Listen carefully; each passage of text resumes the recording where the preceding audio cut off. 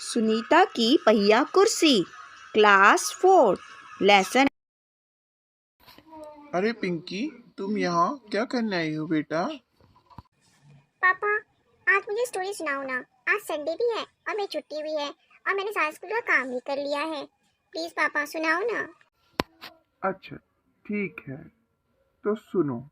आज मैं तुम्हें सुनीता की पहिया कुर्सी की कहानी सुनाता हूँ। सुनीता सुबह 7 बजे सोकर उठी। कुछ देर तो वह अपने बिस्तर पर ही बैठी रही। वह सोच रही थी कि आज उसे क्या काम करने हैं। उसे याद आया कि आज तो बाजार जाना है। सोचते ही सोचते उसकी आंखों में चमक आ गई। सुनीता आज पहली बार अकेले बाजार जाने वाली थी।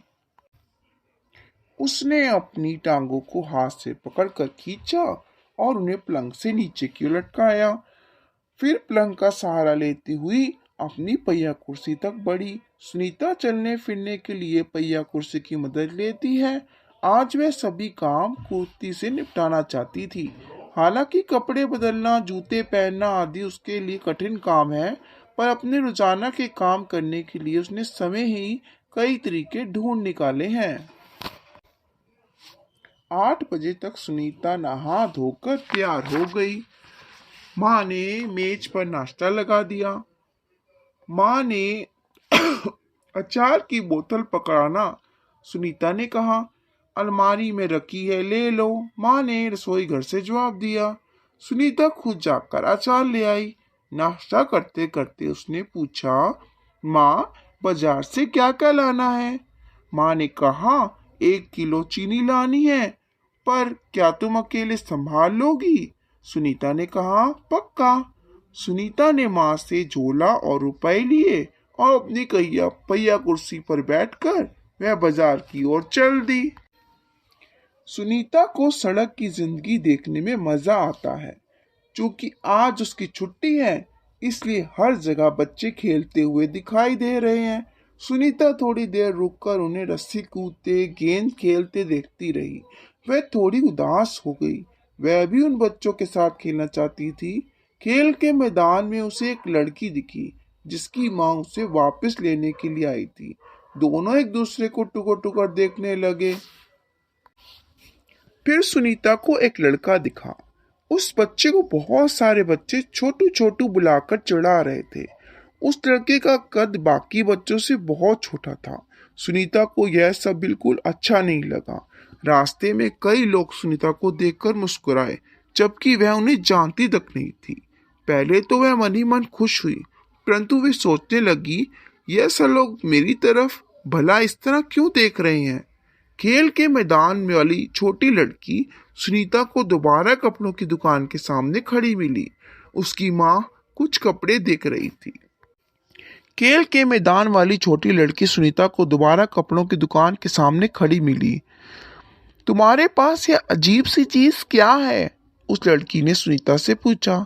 यह तो बस एक, सुनीता जवाब देने ही लगी, परंतु उस लड़की की माँ ने गुस्से में आकर लड़की को सुनीता से दूर हटा दिया। इस तरह का सवाल नहीं पूछना चाहिए फरीदा, अच्छा नहीं लगता, माँ ने कहा। मैं दूसरे बच्चों से अलग नहीं हूँ, सुनीता ने दुखी होकर कहा। उसे फरीदा की माँ का व्यवहार समझ में नहीं आया। अंत में सुनीता बाजार पहुंच गई। दुकान में घुसने के लिए उसे सीढ़ियों पर चढ़ना था। उसके लिए यह कहकर पाना बहुत मुश्किल था कि आसपास के सब लोग जल्दी में थे। किसी ने उसकी तरफ ध्यान नहीं दिया। अचानक जिस लड़के को छोटू कहकर चिढ़ाया जा रहा था, वह उसके सामने आकर खड़ा हो गया। मैं अमित हूँ, उसने अपना परिचय दिया। क्या मैं तुम्हारी कुछ मदद करूं? मेरा नाम सुनीता है। सुनीता ने राहत की सांस ली और मुस्कुरा कर बोली, पीछे के पैडल को पैर से जरा दबाओगे? हाँ हाँ जरूर, कहते हुए अमित ने पहिया कुर्सी को टेढ़ा मेढ़ा करके उसे अगले पहिए की पहली सीढ़ी पर रखा। फिर उसने पिछले पहियों को भी ऊपर चढ़ाया। सुनीता ने अमित को धन्यवाद दिया और कहा, अब मैं दुकान तक खुद पहुंच सकती हूँ। दुकान में पहुंचकर सुनीता ने 1 किलो चीनी मांगी। दुकानदार उसे देखकर मुस्कुराया।